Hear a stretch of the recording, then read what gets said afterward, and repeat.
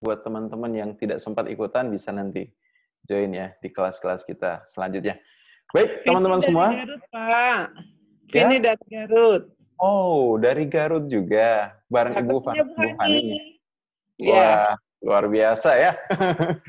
Emak-emak pagi-pagi sudah bersemangat. Ini kan baru jam 7 di sana ya. Keren, keren, keren. Salut saya. Hormat ya buat teman-teman di Garut ya. Baik, nah teman-teman semua kita mulai ya sesi kita pagi ini. Assalamualaikum warahmatullahi wabarakatuh. Selamat pagi, salam sehat sejahtera buat kita semua ya, teman-teman sekalian. Nah, sesuai dengan apa yang saya informasikan di grup WhatsApp bahwa hari ini kita akan bahas satu materi menarik, yaitu tentang leading with question. Nah, ini ketika saya posting tentang informasi kegiatan ini kok kayaknya agak sedih tuh. Agak sedihnya kenapa? Karena tidak kita sadari teman-teman, perjumpaan kita mungkin ya akan berakhir itu ya. Jadi ini sudah di hari ke-29, Mbak Hani. Kita dari hari pertama itu ketemu setiap jam 8 pagi waktu Indonesia bagian tengah, dan ini sudah di hari ke-29, kita masih ada satu sesi besok, dan ya semoga itu apa yang sudah kita niatkan untuk belajar setiap paginya itu menjadi amal ibadah. Karena ketika kita belajar itu pun sudah dihitung sebagai amal ibadah ya oleh Allah Subhanahu wa taala ya. Semoga pahala kita selama bulan puasa ini senantiasa berlipat ganda dengan berbagai kebaikan yang kita lakukan. Nah, topik kita hari ini, sahabat sekalian, yaitu adalah tentang leading with question. Nah, saya ingin mengajak teman-teman semua mengambil sudut pandang ketika kita bicara tentang leadership ya, leading, artinya apa? Kita tidak harus selalu dalam konteks ketika saya sebagai seorang pemimpin. Walaupun sebenarnya kita secara pribadi adalah seorang pemimpin. Nah, tapi kita akan gunakan konteks leadership di sini dalam artian apa? Pengaruh. Ya, jadi leading with question artinya apa? Kita bagaimana mempengaruhi orang-orang di sekitar kita dengan pertanyaan. Ya, dengan pertanyaan. Jadi kalau selama ini biasanya kita ketika misalnya ada sebuah kebutuhan untuk kita meminta orang lain untuk melakukan sesuatu, maka yang kita lakukan adalah dengan memerintah, memberikan sebuah instruksi atau memberikan komando. Maka ada cara yang jauh sebenarnya lebih efektif untuk kemudian kita lakukan ketika kita ingin bagaimana kita mempengaruhi orang lain untuk melakukan sesuatu yang kita inginkan. Yaitu apa? Yaitu dengan bertanya. Nah, sebelumnya saya mau bahas dulu itu, kenapa sih harus bertanya atau apa sih kehebatan bertanya ini? Nah, bagi kita orang Islam, banyak sebenarnya ketika kita baca Al-Quran, ada kalimat-kalimat pertanyaan yang kemudian itu digunakan di dalam Al-Quran, dan itu sebenarnya dampaknya luar biasa.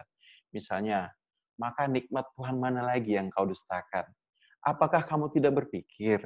Apakah kamu tidak bersyukur? Apakah kau tidak mengetahuinya? Nah, hal itu semua sesungguhnya adalah satu proses internalisasi sebuah program, sebuah pikiran di dalam Al-Quran untuk kemudian kita menemukan jawaban-jawaban. Nah, jadi bertanya ini adalah sebuah hal yang luar biasa yang kemudian kalau kita lakukan, maka akan justru kita dapatkan hal lebih ya dibandingkan ketika kita banyak bicara. Nah, kita akan bahas dulu apa sih sebenarnya pertanyaan itu dan kenapa pertanyaan itu menjadi sesuatu yang sangat penting untuk kita pelajari, kita pahami. Ketika kita bertanya, maka yang terjadi apa, teman-teman? Kita akan menemukan jawaban. Setuju ya?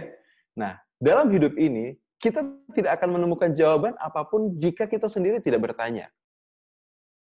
Maka, kalaulah kemudian ada hal-hal di dalam kehidupan kita yang kita anggap tidak maksimal, tidak dalam kendali kita, tidak dalam posisi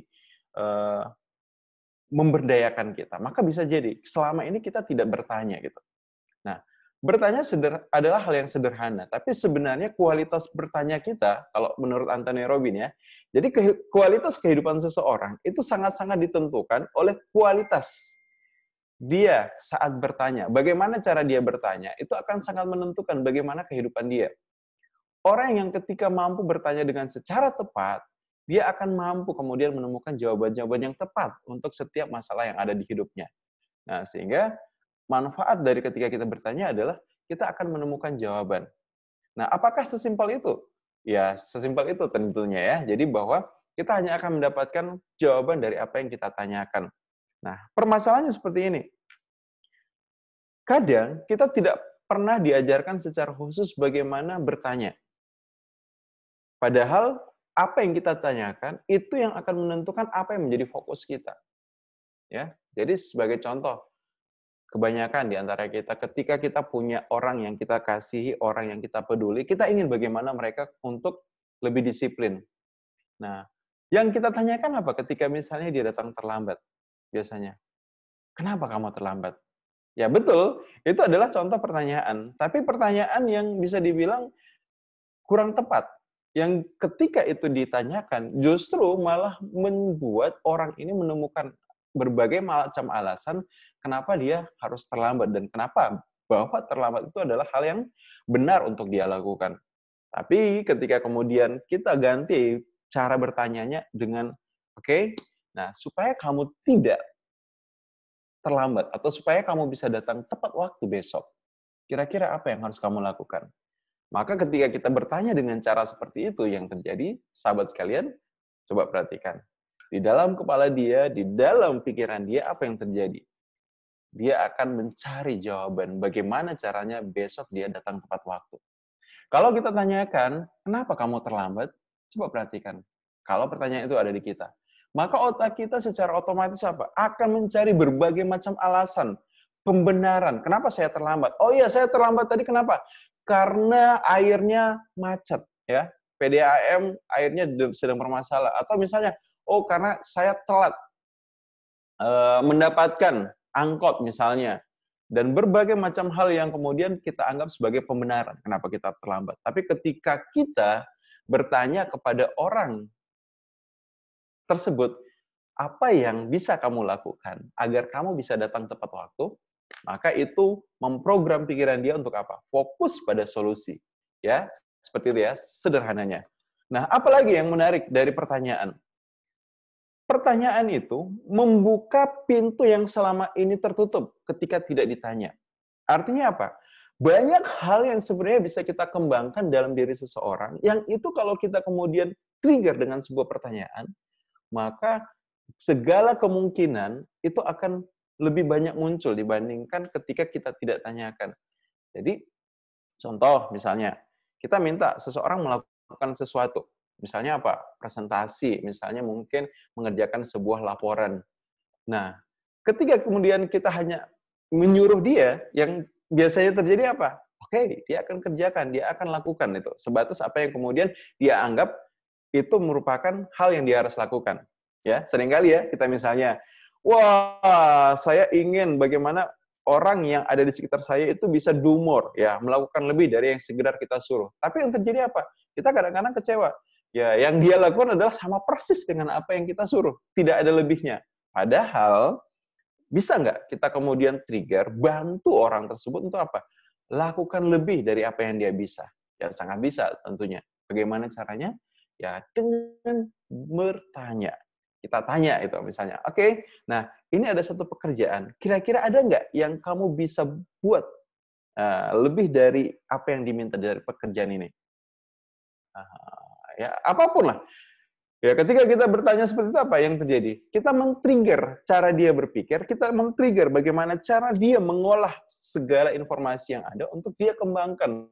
Lebih dari sekedar apa yang harusnya dia bisa lakukan ya. Jadi seperti itu ya sahabat ya. Nah, saya sepertinya lupa untuk pin spotlight ya. Oke, biar teman-teman semua bisa dapat ya videonya. Nah, jadi seperti itu ya sahabat semua ya, bahwa sangat-sangat penting untuk kita belajar bertanya. Bagaimana kita menggali pertanyaan, membuat pertanyaan sehingga kita bisa mempengaruhi orang dengan hasil yang kita harapkan, hasil yang kita inginkan. Nah, bertanya ini adalah hal yang juga selain bisa membuka apa yang istilahnya ya, sesuatu yang selama ini tidak kita pikirkan, tidak kemudian kita kebayang apa yang bisa dihasilkan, tapi bertanya juga bisa menjadi sebuah hal yang membantu kita untuk apa? Untuk fokus itu, ya, untuk fokus pada apa yang kemudian bisa kita capai dalam kehidupan ini. Nah, orang-orang yang bertanya itu justru akan lebih mampu mendapatkan hasil yang optimal dibandingkan mereka-mereka yang tidak bertanya. Nah, saya ada satu quote yang menarik yang saya baca, yang saya sangat suka sekali itu. Quote-nya begini tuh, jutaan apel jatuh setiap hari, tapi hanya Newton yang bertanya, kenapa apel itu jatuh? Dan apa yang terjadi, sahabat sekalian? Ketika dia bertanya, kenapa apel jatuh? Dia menemukan rumus gravitasi. Keren ya, keren gitu. Ya setiap hari kita kemudian melihat benda jatuh, tapi kemudian tak ada di dalam benak kita untuk berpikir, ada nggak sesuatu yang kemudian eh, bercerita ataupun sesuatu yang tersembunyi di balik fenomena-fenomena itu. Ya kalau kita misalnya bahasa ya, kisah-kisah Nabi ya, bagaimana Nabi siapa ya, Ibrahim ya, saya lupa mungkin, yang ketika dia pergi ke matahari mencari siapa yang menciptakan matahari. Ya, Bu Hani, kalau nggak salah, atau Nabi siapa itu?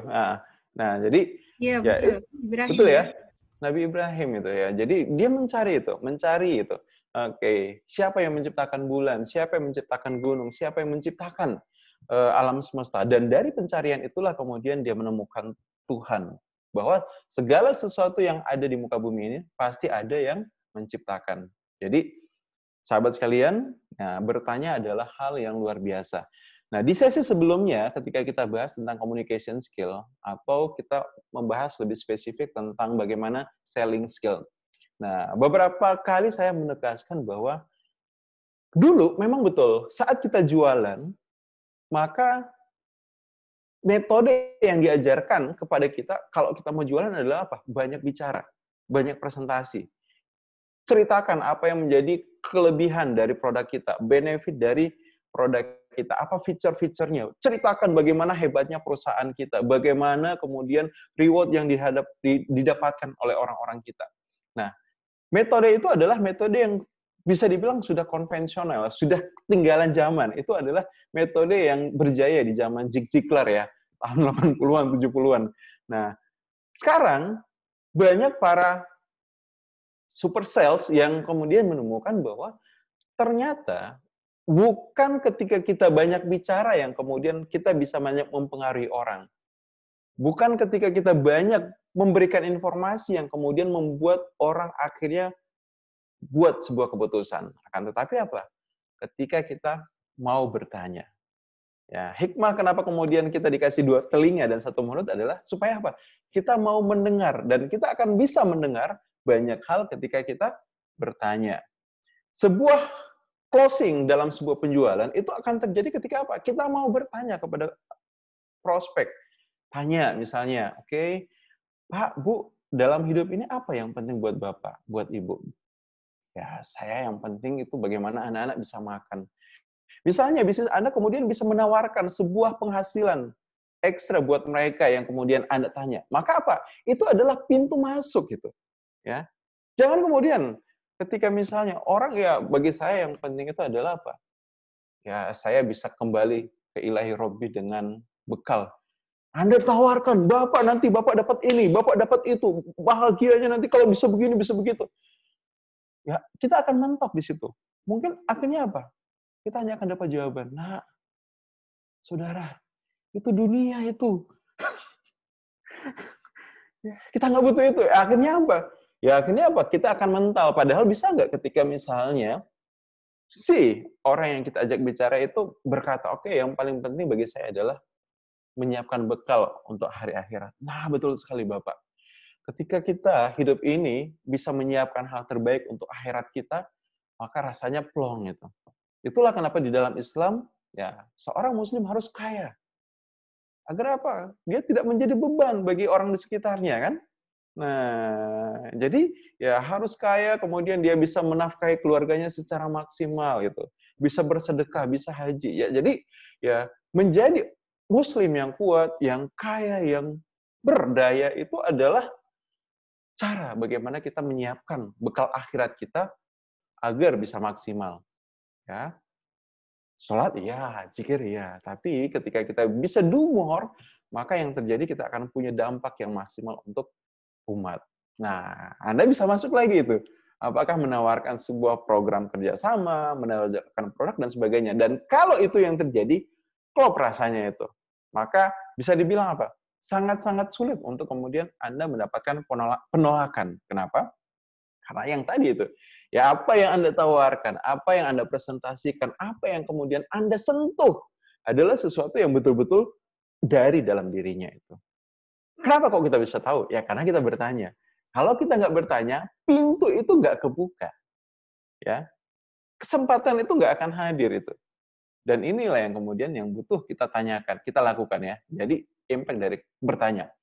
Oke, nah saya mau sharing lagi beberapa hal. Jadi bertanya itu sebenarnya bisa kita lakukan apakah dalam konteks untuk kita melit, mempengaruhi orang lain, atau bisa juga misalnya bagi kita untuk apa? Untuk bisa mengeksplor, mengembangkan kehidupan kita.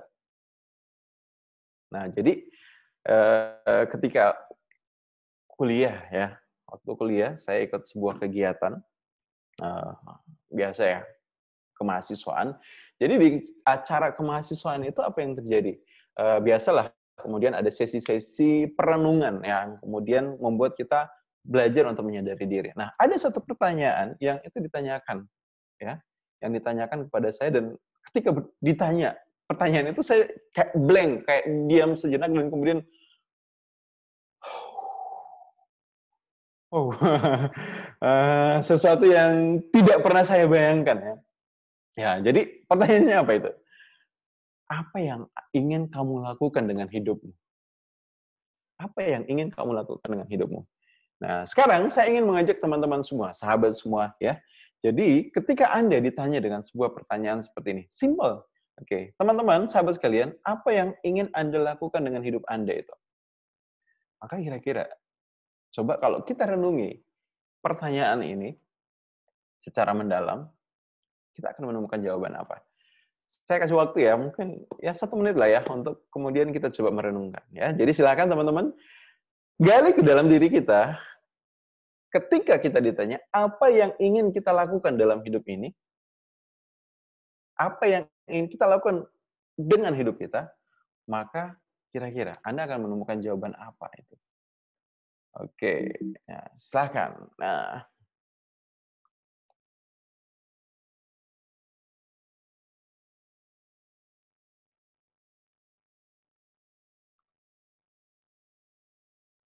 oke, Bu Hani ya. Saya ingin bermanfaat bagi banyak orang. Nah, muncul kan satu kesadaran. Oh, ternyata saya selama ini ingin bagaimana punya manfaat buat orang lain. Nah, bayangkan ketika kesadaran itu muncul dan kemudian kalau kita ikuti dengan pertanyaan selanjutnya, manfaat seperti apa yang ingin Ibu Hani berikan buat masyarakat, buat banyak orang? Maka kira-kira jawabannya akan seperti apa?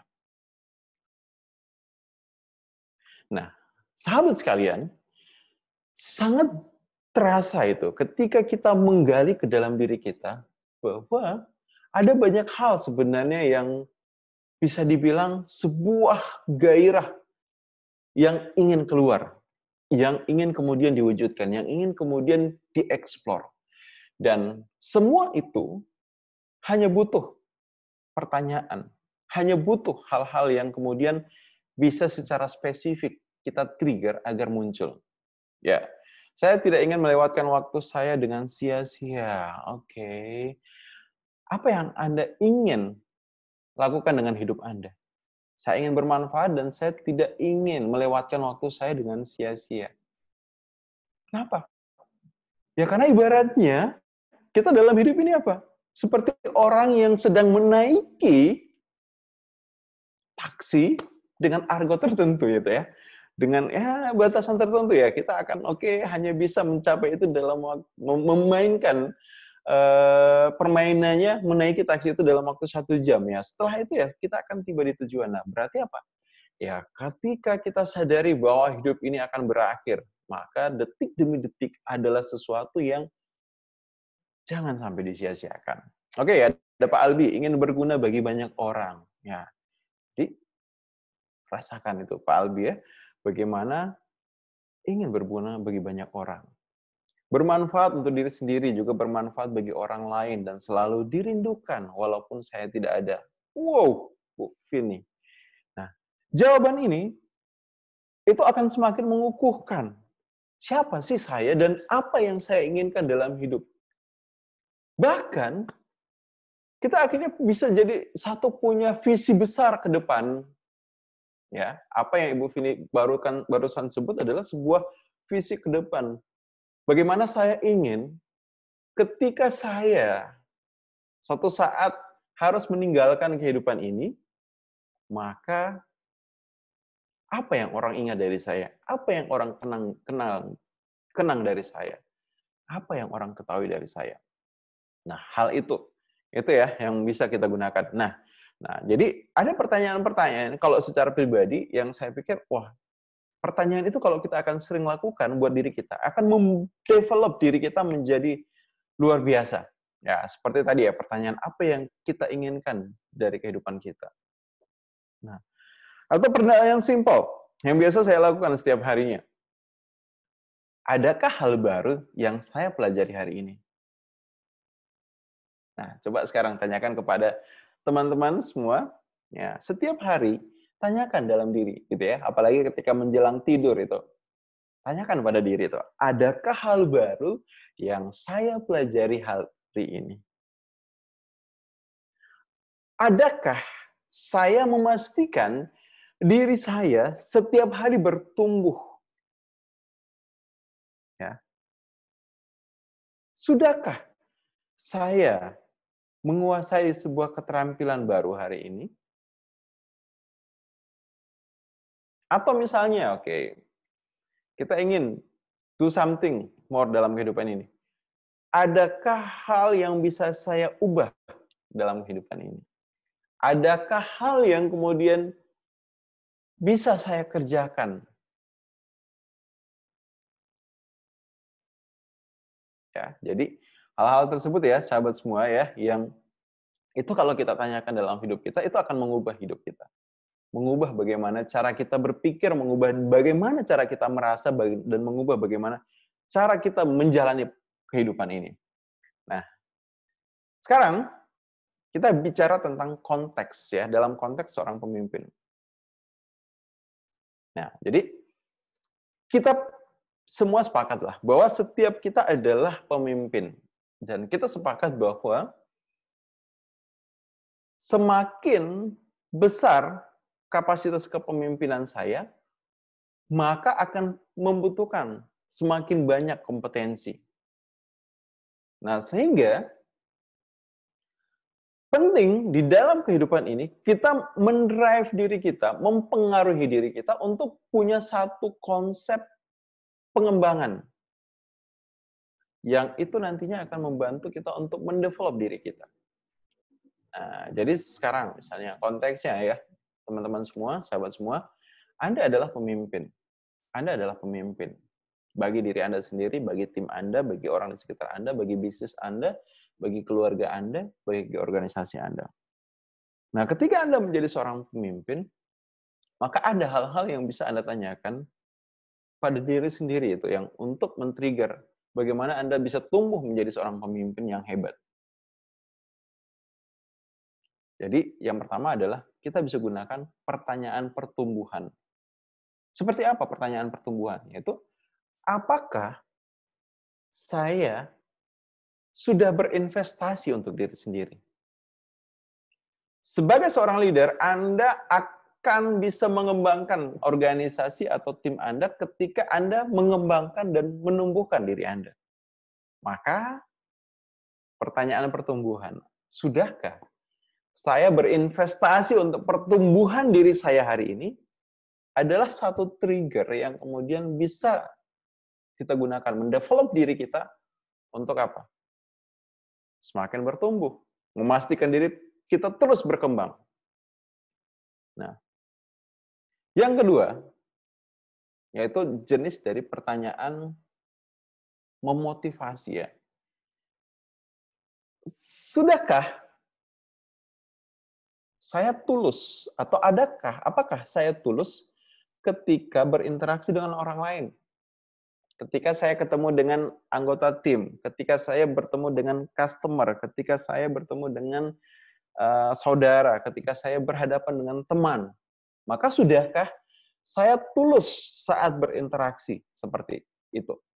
Nah, ini akan menggali apakah sebenarnya motivasi kita itu ketika berinteraksi, ketika kita memimpin, ketika kita membangun relationship dengan orang lain. Nah, interaksi yang kita bangun ketika dilandasi oleh sebuah perasaan tulus, maka ini akan membawa satu kehangatan di dalam organisasi kita dan impact-nya apa? Ya, ini yang akan kemudian menumbuhkan itu, akan menumbuhkan, membesarkan organisasi kita sehingga menjadi sebuah organisasi yang kokoh dan solid untuk mencapai tujuan yang kita ingin capai, ya. Nah, jadi seperti itu. Kemudian sebagai seorang tim, seorang leader, nah hal yang selanjutnya yang juga penting untuk kita tanyakan adalah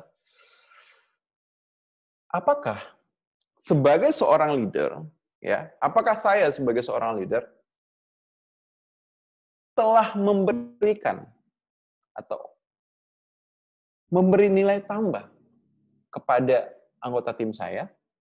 Jadi ketika orang kemudian berada di sekitar kita, adakah nilai tambah yang sudah kita berikan kepada orang tersebut sehingga apa? Sehingga dia setiap harinya pun bisa merasa dia tumbuh, merasa dirinya lebih baik, merasa dirinya lebih bermakna, merasa dirinya lebih bermanfaat, dan merasa dirinya lebih percaya diri. Karena ada yang bertumbuh dari dalam dirinya. Maka sudahkah Anda sebagai seorang pemimpin mempengaruhi orang lain agar diri mereka bertumbuh? Kita ingat bersama bahwa di saat kita membahas ya tentang how becoming a leader, kita bahas satu hal yang penting dimiliki oleh seorang leader apa? Bisa menginspirasi. Nah, menginspirasi inilah cara bagaimana kemudian kita apa? Kita menumbuhkan anggota tim kita. Dari ketika kita menginspirasi mereka dengan belajar, mereka pun akhirnya semangat belajar. Apa yang terjadi? Ya, kita menumbuhkan mereka. Karena mereka pun akhirnya jadi senang belajar, suka belajar, semangat belajar. Ya, jadi hal-hal yang butuh kita develop dari dalam diri kita sebenarnya sangat bisa kita lakukan. Kuncinya tadi itu. Kita butuh banyak bertanya, butuh banyak melakukan kontemplasi, butuh banyak melakukan perenungan dengan men-trigger di dalam diri kita berbagai macam hal melalui pertanyaan-pertanyaan yang berkualitas. Oke, nah sekarang kita masuk ke hal yang lebih menarik lagi. Jadi, saya katakan ya kepada teman-teman semua bahwa era sekarang adalah eranya para milenial, zamannya para milenial ya. Anda semua yang ada di sini dan saya adalah orang-orang milenial itu. Nah, challenge yang terjadi ketika kita berada di sekitar orang-orang milenial adalah ada beberapa ciri khas orang milenial itu yang kemudian tidak bisa kita treat dengan cara yang dulu dilakukan oleh para kolonial, orang-orang tua kita, para sesepuh-sesepuh kita. Makanya, hari ini kita belajar beberapa hal di antaranya. Nah, saya akan bahas besok secara spesifik ya. Kita akan gali apa sih sebenarnya ciri khas orang-orang milenial dan kemudian treatment kita apa itu. Kalau Anda misalnya pernah baca buku ya, ada buku menarik tuh. Tulisan Pak Yuswo Hadi. Pak Yuswo Hadi tulis sebuah buku judulnya keren, Millennials Kills Everything. Millennials Kills Everything. Ya, coba Anda lihat bagaimana perubahan sekarang begitu drastis dalam kehidupan, itu apa? Itu karena ulah dari para milenial itu. Ya, kita lihat sekarang misalnya Oke, orang malas untuk kemudian bekerja di kantor karena mereka lebih senang kemudian bekerjanya itu sebagai seorang freelancer. Pun kalau misalnya bekerja di kantor, mereka ingin bahwa ada kebebasan waktu. Apalagi yang telah dibunuh oleh milenial. Ya, kita lihat misalnya orang sekarang banyak kemana-mana itu nggak pakai jam. Ya, termasuk saya itu sudah berapa tahun nggak pakai jam. Kenapa? Millennial skills salah satunya jam tangan adalah nggak praktis itu ya. Kita pengennya oke, simple itu ya. Salah satu ciri milenial itu simple. Ya, kalau butuh jam tinggal lihat handphone. Ya, nggak usah pakai kemudian jam. Dan berbagai macam hal. Kita nggak akan fokus itu, kita akan mungkin sharing itu besok. Nah, tapi kita akan fokus ke satu hal. Ciri khas dari orang milenial itu adalah mereka nggak suka diperintah. Kalau saya minta kepada Anda, oke? Bapak Ibu, hari ini silakan ya. Saya minta Anda baca buku. Kira-kira nyamun nggak? Oke. Anda hari ini, misalnya, ini hal penting sebenarnya, hal yang baik buat untuk Anda lakukan. Tapi kalau Anda diperintah, sekarang coba push up 100 kali. Mau nggak? Nggak mau, ya, nggak mau lah gitu ya. Nah, jadi orang itu nggak mau diperintah. Cenderungnya orang itu nggak mau diperintah, nggak suka diperintah, nggak suka dikomando itu. Nah, kenapa? Karena ya sekarang ketika kita tumbuh di era yang kemudian oke, begitu banyak alternatif, begitu banyak pilihan, begitu banyak opsi yang bisa kita dapatkan, maka ketika mendengar kata-kata yang konteksnya memerintah itu membuat kita merasa tidak nyaman itu. Sehingga kita butuh ya sebagai seorang leader, sebagai orang tua, sebagai seorang kakak, sebagai seorang guru, sebagai seorang sahabat belajar bagaimana kita mampu mempersuasi orang lain, orang-orang di sekitar kita, orang-orang yang kita care itu dengan cara yang lebih elegan. Lebih bisa membuat mereka merasa nyaman dan bertumbuh. Nah, kita akan bahas satu persatu. Jadi, sebagai seorang leader, ada hal-hal yang bisa kita gunakan kita untuk mendevelop orang lain. Nah, jadi contoh misalnya beberapa case ya. Nah, dalam beberapa case misalnya kita berhadapan dengan satu hal, satu masalah, satu situasi. Contoh, ini simpel ya, ke anak ya misalnya, ke anak gitu. Oke, misalnya anak gitu ya, dia lagi main, dan kemudian ketika dia main, dia menumpahkan mainannya, dan menyebabkan akhirnya lantai kotor. Nah, secara umum yang kita lakukan apa? Aduh dek, kamu itu ceroboh itu. Ambil kain pel, lap, pel. Nah, apa yang terjadi kalau kita gunakan cara itu? Ya namanya anak pasti dia akan kemudian nurut, ambil kain pel, kemudian pel. Ataupun mungkin kalau enggak ya dia merontak gitu.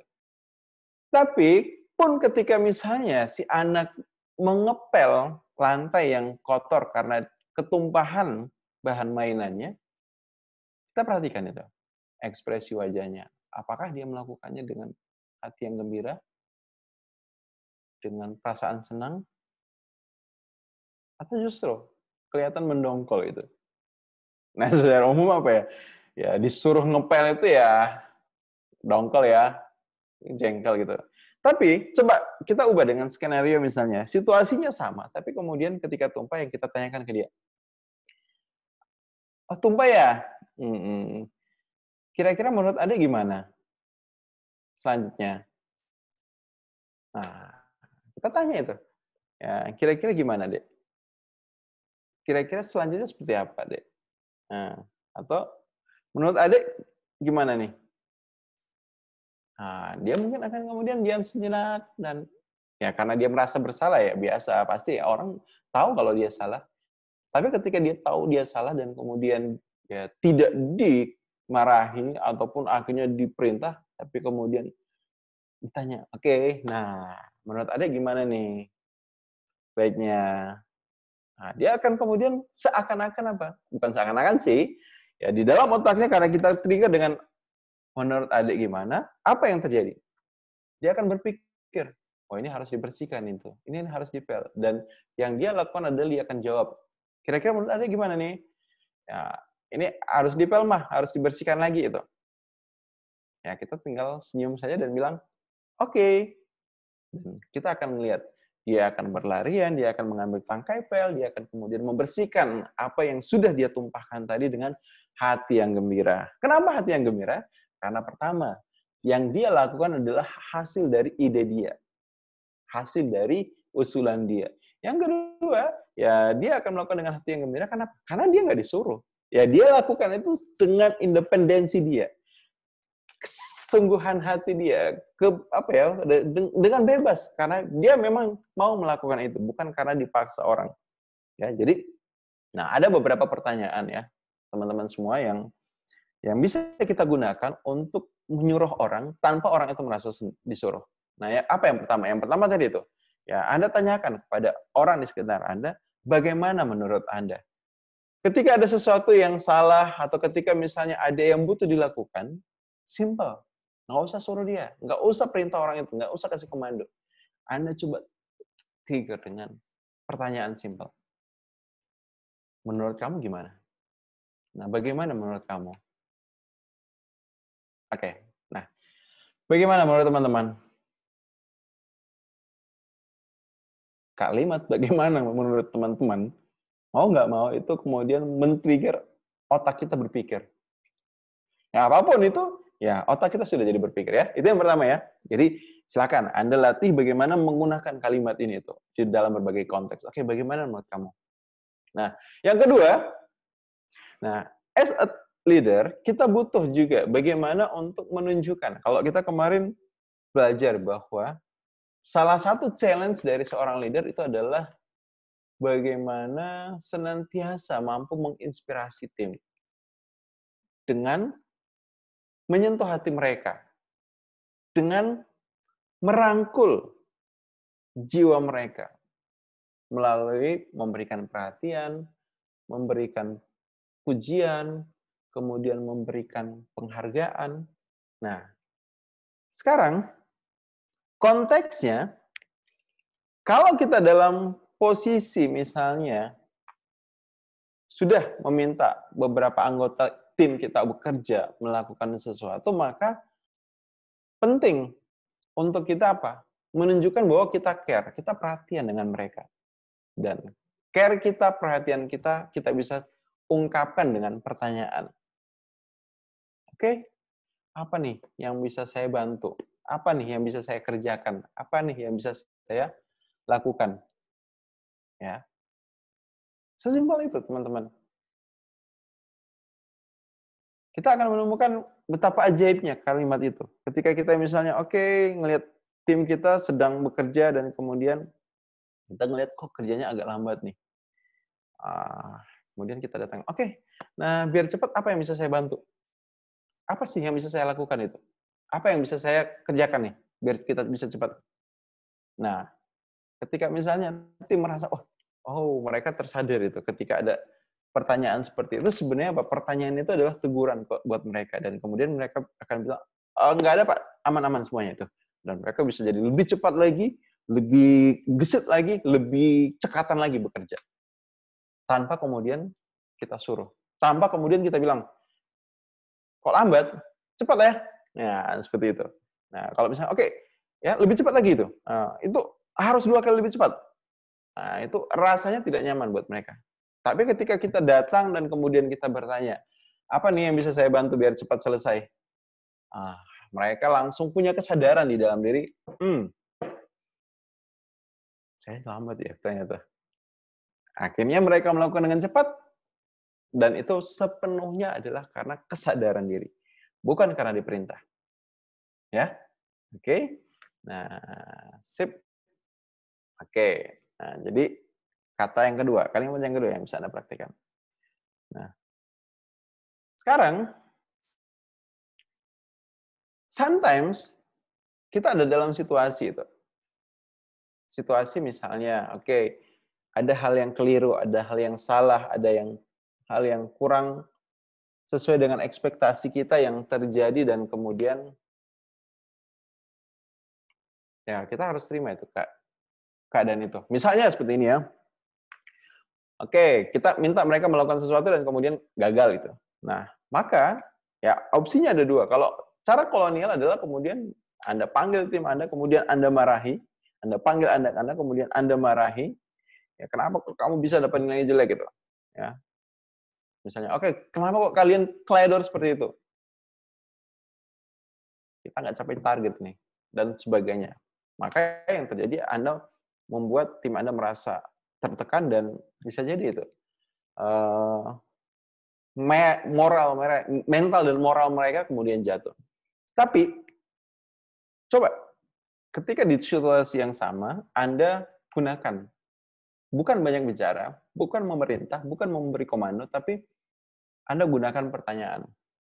Oke, misalnya si Dedek datang, kemudian kita tanya, Dek, gimana ujiannya? Nah, dia buka tasnya dan kemudian tunjukkan nilainya 6. Dan respon kita adalah, oke, nah apa yang Adik pelajari dari kejadian ini? Atau misalnya tim tadi itu ya, mereka laporan dan kemudian Anda tutup dengan pertanyaan. Oke, sekarang apa yang kita pelajari dari kejadian ini?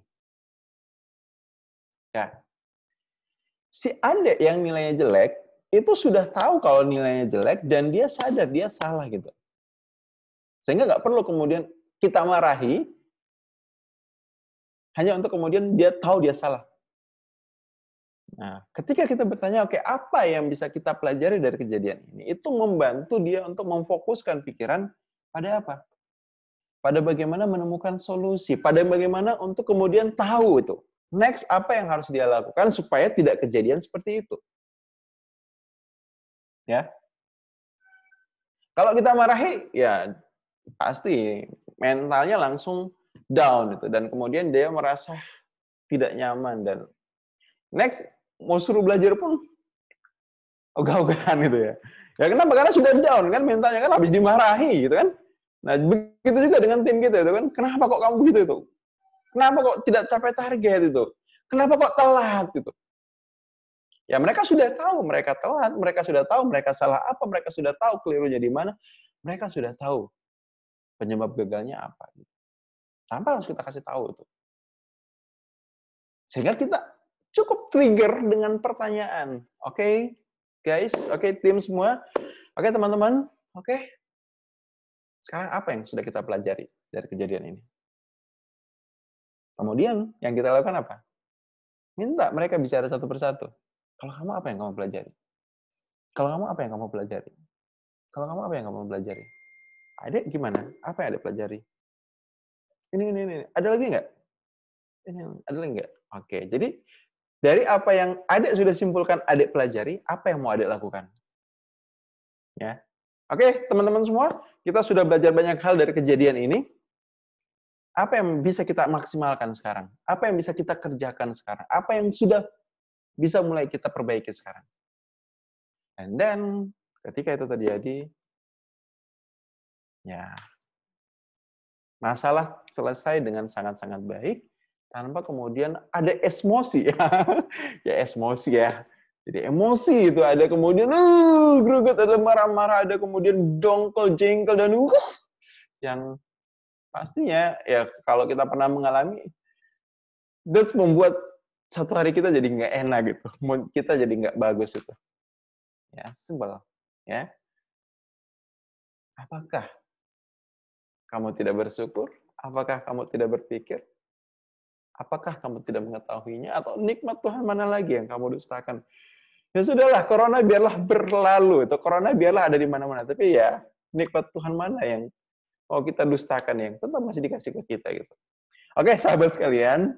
Yes, kita masih punya beberapa menit. Silahkan, jika ada hal yang mau ditanyakan, ya teman-teman bisa langsung ya tuliskan di kolom chat untuk kemudian kita diskusikan bersama-sama. Tapi sebelumnya saya mau minta feedback dulu dong dari teman-teman semua ya.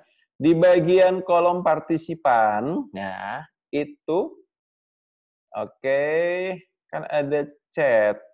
Atau enggak lah, kita ubah di bagian reaction ya. Di bagian reaction itu kan enggak ya, partisipan ya kali ya? Saya lupa ya. Biasanya ada beberapa. Ya udahlah nggak jadi deh. Oke, kita masuk ke pertanyaan saja itu. Oke, ada yang mau bertanya? Atau saya bertanya deh. Ada yang mendapatkan manfaat dari sesi belajar kita pagi ini?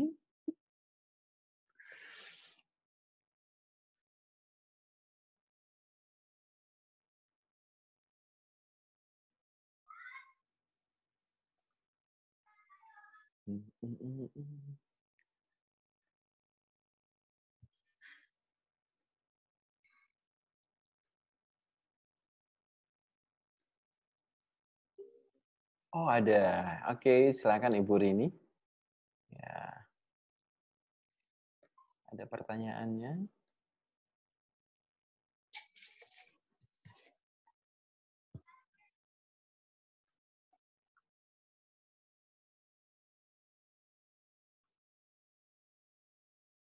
Oke, thank you Pak Mulat. Topiknya tentang leadership, minta dikupas terus lebih detail. Wow, ini biasanya sih kita ulas dalam 2 hari full Pak, pagi sampai sore itu ya. Workshopnya, tapi ya kita cicil-cicil ya. Oke, nah silakan teman-teman semua. Ada yang bertanya ya, ada belajarnya dari Bu Hani. Oke, belajarnya sangat bermanfaat. Saya paling malas bertanya. Ternyata sangat penting untuk berubah keadaan menjadi lebih baik. Yes, ya biasanya karena kita belum tahu secara maksimal apa manfaat ketika kita bertanya, mungkin kita kurang mengeksplor. Nah, sekarang mungkin jadi satu challenge ya, Bu Hani ya. Oke, kita belajar dari apa yang sudah kita pelajari. Mungkin ya kita butuh banyak bertanya itu. Nah, kita butuh banyak melatih diri untuk bertanya. Nah, kalau kita malas bicara, justru sebenarnya bertanya itu jadi memudahkan itu. Ya, ya. Jadi kita nggak perlu banyak ngomong. Cuman memang yang menjadi masalah adalah kalau kita banyak bicara. Nah, itu jadi bertanyanya kadang-kadang agak malas itu. Karena kita pengennya bicara terus itu ya. Oke. Wah, dari Pak Albi, thank you. Ya, sangat bermanfaat, Coach. Ada manfaatnya, thank you. Mulai sekarang saya mau berlatih mengganti perintah dengan pertanyaan. Mohon bimbingannya, Coach. Siap, gitu ya. Ya, jadi ya, kita latih ya. Nah, ini ada Ibu Widi ya. Oh, banyak yang saya dapatkan, terutama bagaimana mengolah pertanyaan. Biasanya kan duluan emosinya, duluan emosional ya. Jika ada hal-hal yang tidak bisa yang kita tidak sukai terjadi. Dan emosi ini juga bisa menimbulkan hal buruk bagi yang bersalah. Ternyata ada cara yang jauh lebih baik untuk mengatasinya dengan pertanyaan bagaimana dan membuat mereka menyadari kesalahan. Oke. Oke, dari Ibu Erwina sangat Coach baru sadar, ternyata selama ini apa yang saya lakukan ke tim sangat keliru. Ya, nggak apa-apa. Inilah proses belajar ya. As a leader, kita setiap harus belajar, bertumbuh, berkembang. Ya, dari kita belajar, kita akhirnya bisa tahu berbagai macam cara yang lebih efektif itu di dalam mendevelop tim kita. Dan ketika kita punya cara yang lebih efektif di dalam mendevelop kita akan jauh lebih simple, mudah itu dalam mengorganize mereka. Ya, nggak apa-apa ya. Oke, bertanya, mengundang reaksi, menghadirkan jawaban. Ya. Pak Reno, thank you Coach, sangat bermanfaat. Ada beberapa yang sudah saya praktekkan, keren. Dan yang belum dipraktekkan akan segera dipraktekkan. Seru, ya. Mantap Pak Reno ya. Jadi apalagi Pak Reno ya, di posisi saat ini butuh untuk selalu lebih bagaimana mengupgrade itu kemampuannya di dalam memimpin. Oke, Pak Eko Yulianto, topik perihal leading milenial itu sangat menarik sekali, Coach. Karena sebagian pekerja kita mulai banyak milenial. Betul sekali, Pak Eko ya. Dan biasanya permasalahan di hal kedisiplinan. Kira-kira ada solusi efektifnya nggak, Coach? Ya, oke. Masalah di hal kedisiplinan ya. Ini ya, jadi itu saya mungkin kasih contoh ya. Jadi ini yang secara umum itu, misalnya ya, yang ada di masyarakat kita. Oke, kita janjian, oke, kita akan ketemuan ya, kita akan meeting jam sekian. Nah, banyak orang yang kemudian terpengaruh dengan budaya di sekitar budaya jam karet gitu ya. Jadi di dalam kepalanya ya kalau datang janjian jam 8 ya datangnya jam 9. Nah, itu sangat-sangat tidak baik gitu. Nah, apa yang kita lakukan? Nah, ketika ada anggota tim kita yang kemudian punya masalah dalam hal kedisiplinan, maka kita butuh bertanya ke dia ya untuk kemudian menemukan solusi. Orang kalau sudah telat, kemudian kita marah-marahi, kamu itu telat lagi ya? Dasar itu. Ini sudah berapa kali kamu telat itu? Apa sih maumu itu? Kok begitu terus gitu terus? Sampai kapan kamu akan begini? Bisa nggak kamu berubah itu? Nah, seperti itu ya. Pokoknya, wah, kebayang ya kalau kita sebagai seorang leader pagi-pagi itu sudah ngasih ceramah. Langsung emosinya naik dan itu kita mau ngapa-ngapain, misalnya kita oke, setelah marah-marah kita mau kerja lagi, kebayang. Nah, akhirnya satu hari kita nggak produktif. Nah, jadi untuk men-treatment case-case seperti itu ya kita bisa gunakan dengan meng-coaching ya dia dengan pertanyaan. Ya.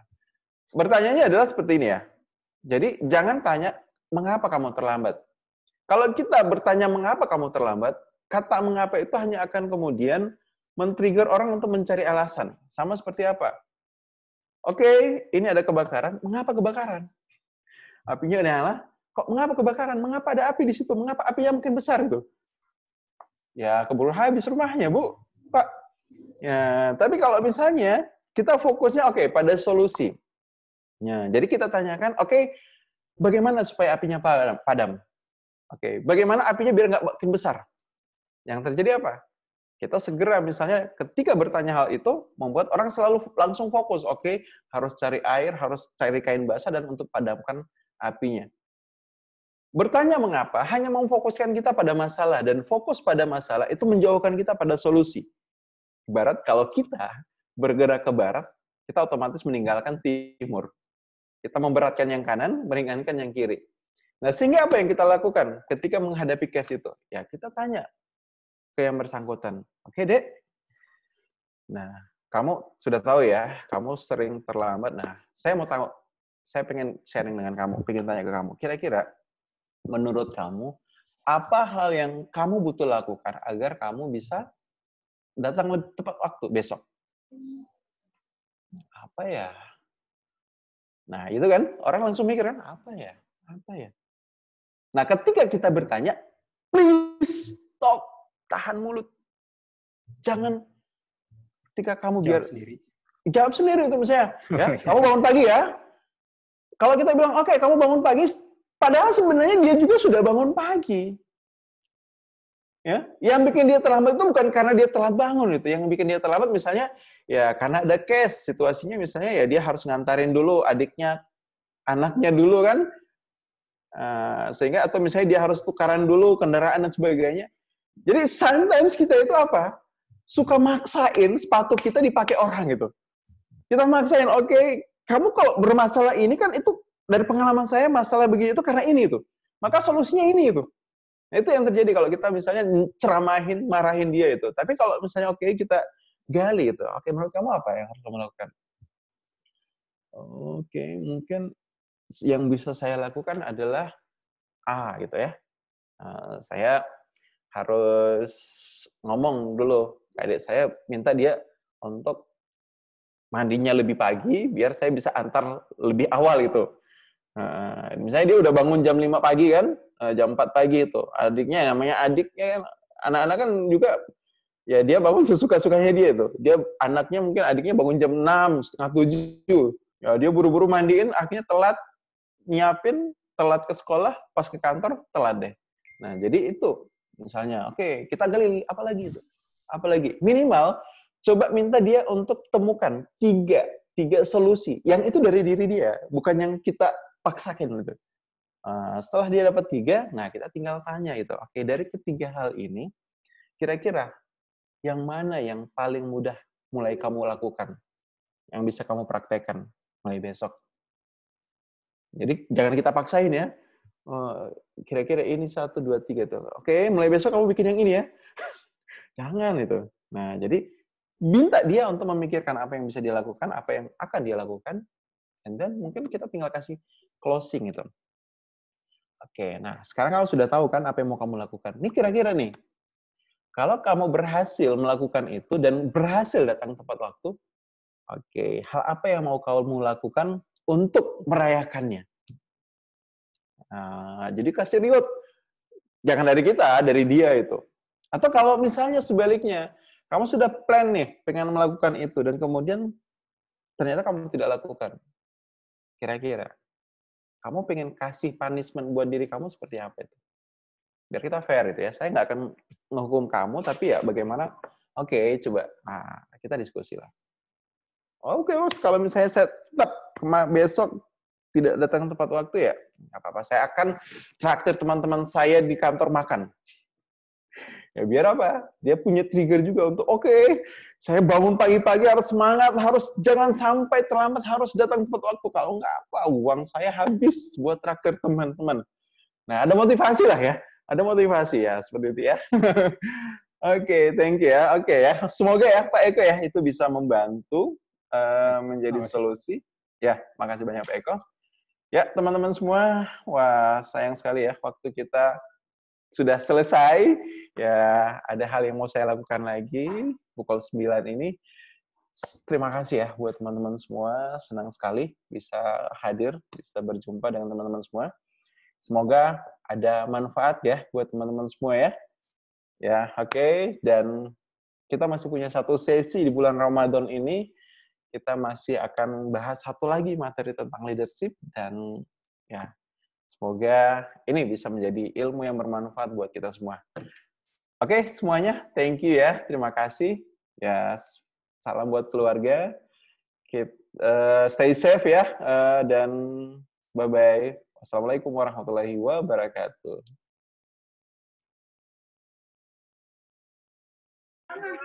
Waalaikumsalam warahmatullahi wabarakatuh.